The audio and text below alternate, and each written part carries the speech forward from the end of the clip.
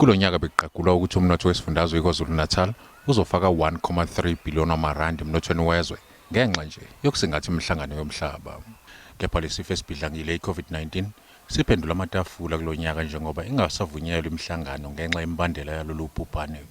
Isikhumulo sezindiza iKing Shaka sivamise ukwemukela izivakashi eziyizigidi eziyisithupha zakhona kulelizwe nezivela emazweni angaphandle.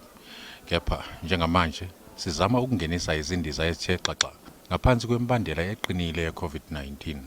Siyafuna ukubonga iAXA ngeplan eyifakile uqinisekisa ukuthi indlela iOport esebenza ngayo ilandela imigomo, ingagcini nje ukusatisfy imigomo ebekiwe kodwa ivikele abantu ekutheni uma behamba batheleleke ngalesifo. Isiqinisiwe imithetho yezokuphepha kwezinye izindawo ngaphakathi kulesi khumulo ngenhloso yokwehlisa ukuminyana. We have quarantine holding facilities on the airside, so a port health official will get on board and isolate that passenger.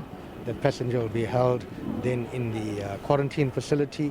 Namabhizinisi maphakathi neTheku awasalanga ngaphandle, amanye avalwe ithaqa okwenza ukuthi angakwazi ukungenisa umnotho ezweni. Namabhenki siyaxoxisana nawo ukuthi uhulumeni ukhipha imali wathi imali ilapha emabhenki ukuthi abantu bezoboleka imali ukuze bakwazi ukuthi leyo mali ingene emabhizinisini abo, bakwazi ukuvuselela, bakwazi ukukhokhela izikweletu, bakwazi ukuthi basizakale ngesikhathi umnotho usafadabele. Uhulumeni wesifundazwe ukuthi uzoqinisekisa ukuthi usebenzisana kakhulu namabhizinisi ukukhulisa umnotho nokugwema ukulahleka kwemisebenzi.